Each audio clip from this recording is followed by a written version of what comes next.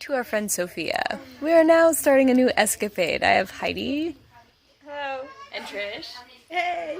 Sitting here, and in honor of our old book reading, we have chosen another book and we are going to read it. And I'm going to send this to you and hopefully you'll get it and we will start reading it and you can read it with us. Okay? So, and now, our new title. It is called Face Illumined by E.P Roe.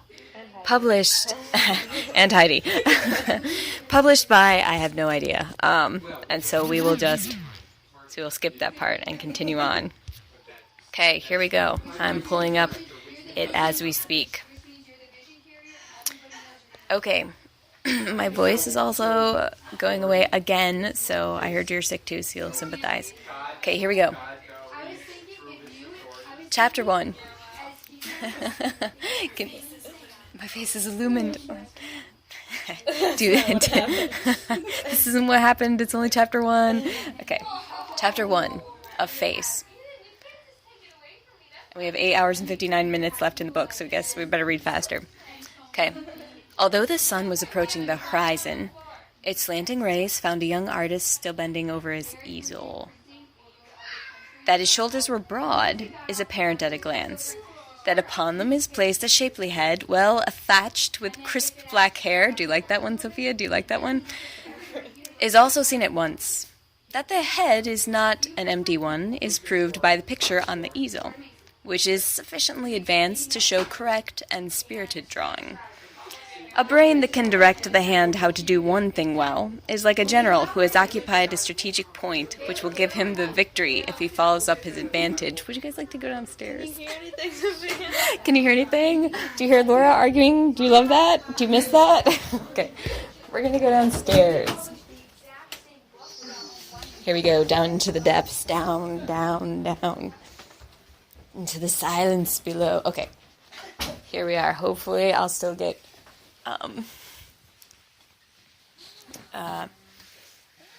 yes, okay, so hopefully I'll still get, you can still hear this. Okay, so anyway, so blah blah blah blah blah blah blah.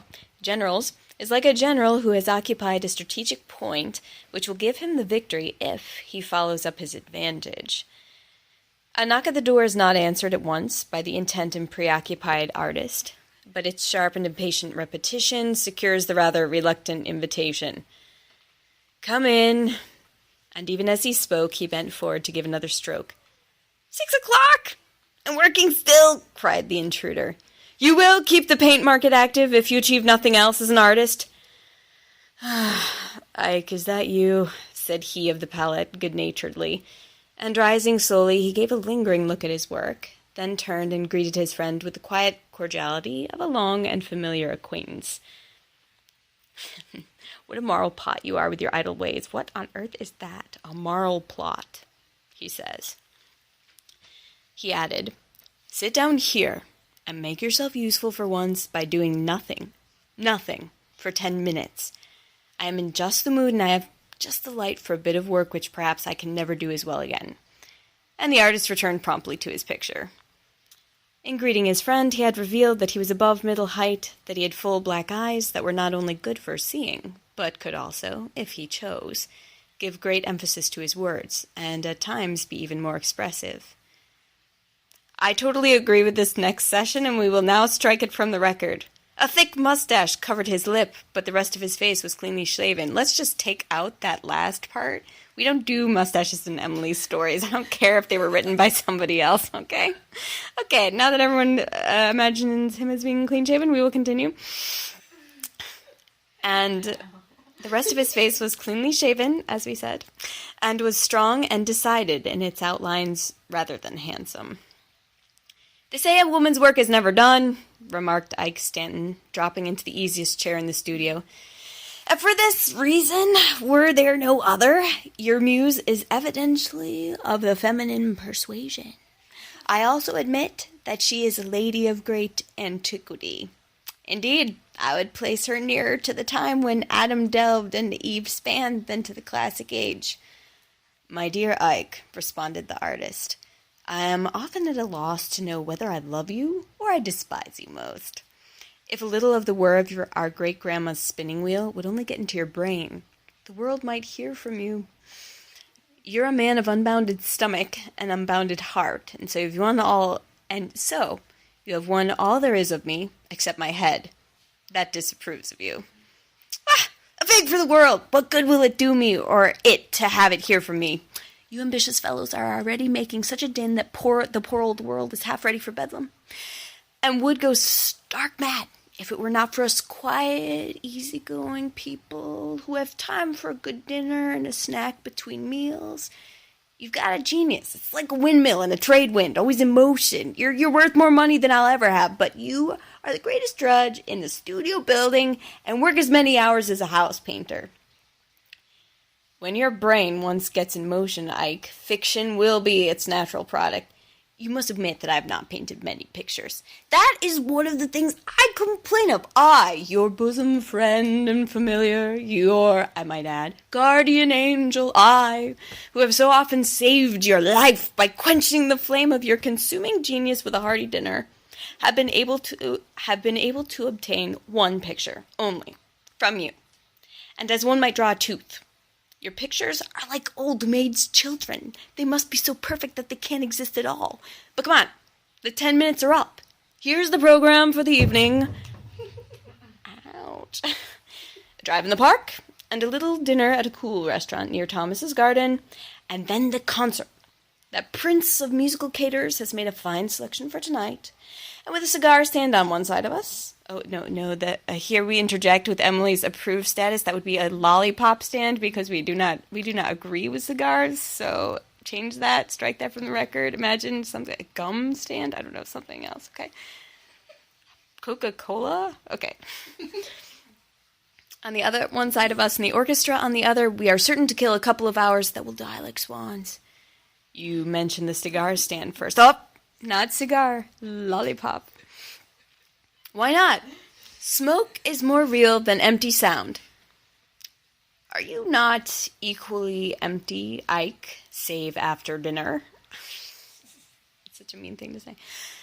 How have the preceding hours of this long day been killed by you? Like boas. They have enfolded me with a weary weight. The snakes in your comparison are larger than your pun, and the pun, rather than yourself, suggests a constrictor's breast. A what? Suggests a constrictor's squeeze. Thank you very much. Come, you're only abusing me to gain time, and you may gain too much. My horses have more mettle than their master, and may carry off my trap and groom to parts unknown while you are wasting paint and words. You're like the animals at the park that are good-natured only after they're fed. So shut up your old paint shop. Come along. It will shorten our ride and lengthen our dinner. With mutual chaffing and laughter, the young men at last went down to where a liveried coachman and a pair of handsome bays were in waiting. Taking the high front seat and gathering up the reins, Ike Stanton, with his friend Harold Van Berg. What the heck? Oh, what a kind of a name. Okay. Harold Van Berg. Okay. Maybe he does have a mustache. Okay. Harold Van Berg. What a name. Wow. At his side, bowled away towards the park at a rapid pace. Harold Van Berg was, in truth, something of a paradox. He was an artist, and yet was rich. He had inherited large wealth, and yet had formed habits of careful industry. The majority of his young acquaintances, who had been launched from homes like his own, were known only as sons of their fathers, and degenerate sons at that. Van Berg was already winning a place among men on the ground of what he was and could do himself. It is hard to say which was the stronger motive, his ambition or the love of his art, but it seems certain that between the two, such talent as he had been endowed with what would be developed quite thoroughly. And he did possess decided talent, if not genius. But his artistic gift accorded with his character, and was controlled by judgment, correct taste, and intellectuality rather than by strong and erratic impulses. His aims were definite and decided rather than vague and diffusive. But his standards were so high that thus far he had scarcely attempted more than studies that were like the musician's scales, by which he seeks to acquire a skill and touch that will enable him to render justly the works of the great composers. His family had praised his work unstintingly and honestly thought it wonderful. He had also been deluged with the kind of flattery which relaxes the rules of criticism in favor of the wealthy. Thus, it was not strange that the young fellow, at one time, believed that he was born to greatness by the kindly degree of fate, but, as his horizon widened, he was taught better. His mind, fortunately, grew faster than his vanity, and as he compared his crude but promising work with that of mature genius, he was not stricken with that most helpless phase of blindness, the inability to see the superiority of others to oneself. Every day, therefore, of study and observation was now chastening Harold Van Berg and preparing him to build his future success on the solid ground of positive merit as compared with that of other and gifted artists.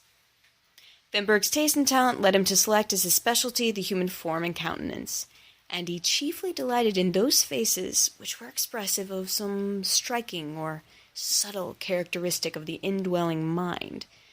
He would never be content to paint surfaces correctly, giving to features merely their exact proportions.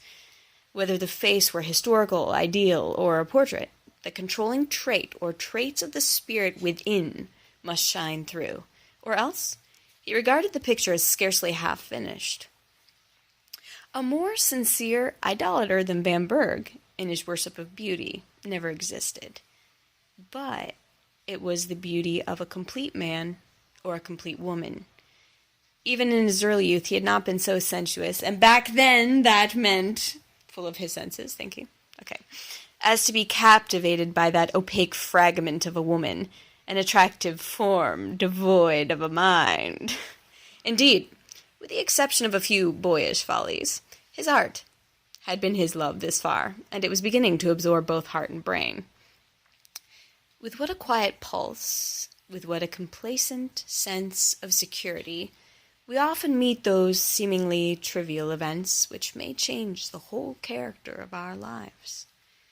The ride had been taken, the dinner enjoyed, and the two friends were seated in the large, cool hallway off the concert garden, where they could smoke without offense.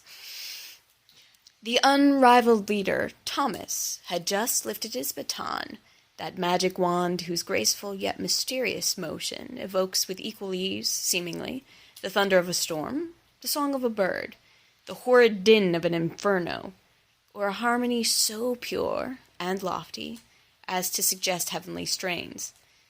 One of Beethoven's exquisite symphonies was to be rendered, and Van Berg threw away his half-burnt lollipop, and settled himself in his chair and glanced around with a congratulatory air, as if to say, now we are to have one of those pleasures which fills the cup of life to overflowing. Oh, what a casual glance. It was one of those things that we might justly call little. Could anything have been more trivial, slight, and apparently inconsequential than this half-involuntary act? Indeed, it was too aimless even to have been prompted by a conscious effort of the will. But this book is one of the least results of that momentary sweep of the eyes. Another was that Van Berg did not enjoy the symphony at all, and was soon in a very bad humor. That casual glance had revealed, not far away, a face that with his passion for beauty at once riveted his attention. His slight start and faint exclamation caused Ike Stanton to look around also, and then, with a mischievous and observant twinkle in his eye, the bon vivant resumed his cigar, so not really but a lollipop instead, which no sympathy could exorcise from his mouth. At a table just within the main audience room, there sat a young lady and a gentleman. Even Van Berg, who made it his business to discover and study beauty, was soon compelled to admit to himself that he had never seen finer features than were possessed by this fair young stranger. Her nose was straight, her upper lip was short, and might have been modeled from a Cupid's bow.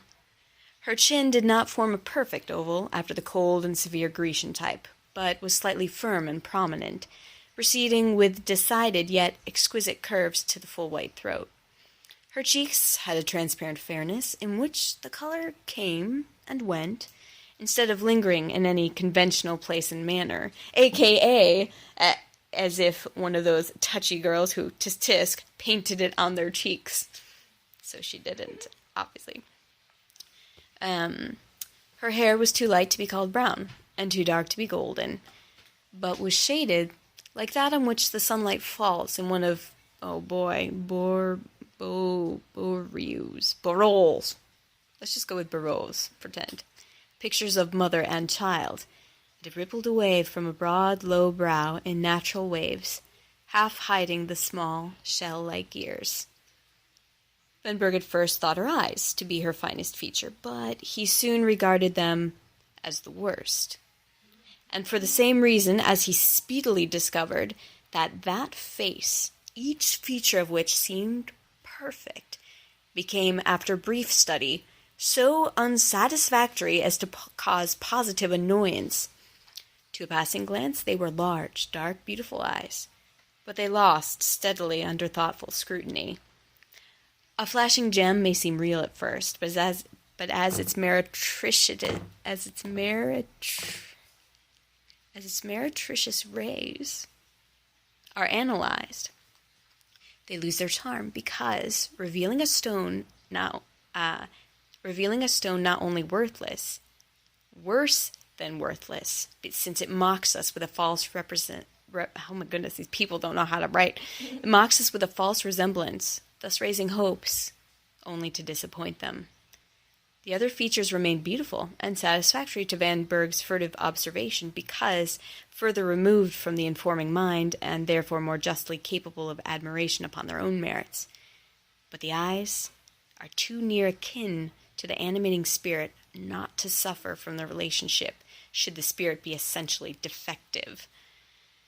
That the beautiful face was but a transparent mask of a deformed, dwarf, contemptible little soul was speedily made evident. The cream and a silly flirtation with her empty-headed attendant, a pallid youth who parted his hair like a girl and had not other parts worth naming,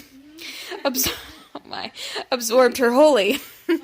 I say, young man. And the exquisite symphony was no more to her than an annoying din which made it difficult to hear her companion's compliments, which were as sweet, heavy, and as stale as Mallard's chocolates left a year on the shelves. Their mutual giggle and chatter at last became so obtrusive that an old and music-loving German turned his broad face towards them and hissed out the word with such vindictive force as to suggest that all the winds had suddenly broken loose from the cave of Elois. I think that's like a cave like in the Greek mythology or something like that. I don't remember, where it's like that's where all the wind is stored or something like that. I don't remember. Ike Stanton, who had been watching Van Berg's perturbed, lowering face and the weak comedy at the adjacent table, was obviously much amused, although he took pains to appear blind to it all, and kept his back, as far as possible, towards the young lady.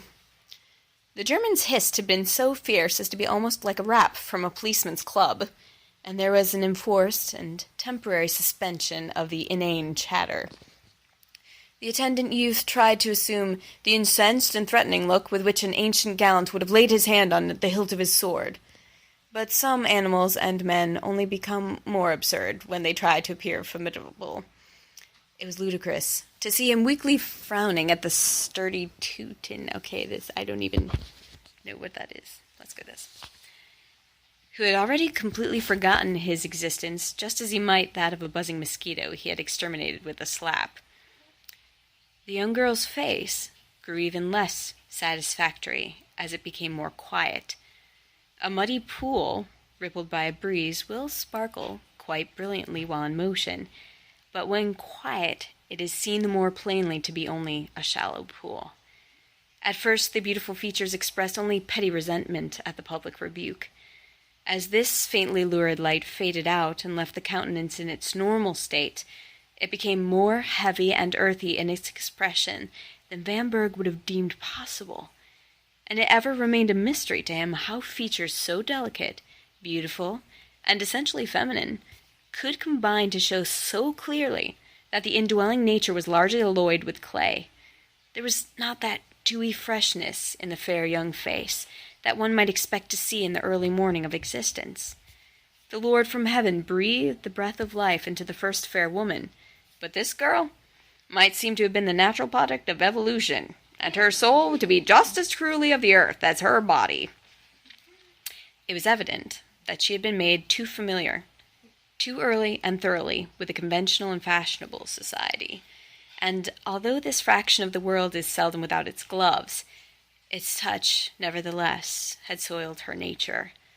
Her face did not express any active or malignant principle of evil, but a close observer like Van Berg, in whom the man was in the ascendant over the animal, could detect the absence of the serene, maidenly purity of expression, characteristic of those girls who have obtained their ideas of life from good mothers, rather from French novels, French plays, and a phase of society that borrows its inspiration from fashionable Paris. Apparently they didn't like Paris. Okay.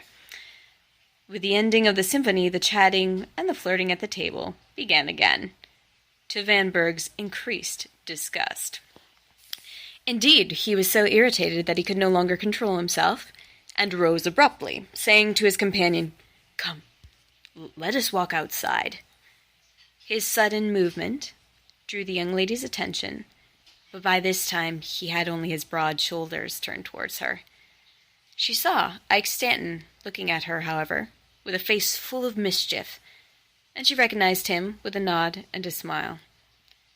He, with the familiarity that indicated relationship, but with emotion too slight to be noticed by others, threw her a kiss from the tips of his fingers, as one might toss a sugar plum to a child, and then followed his friend. That was chapter 1. I'm sorry it's so slow. It does get slow in the beginning. He sits there describing him for about 300 seconds. Okay, so we'll stop.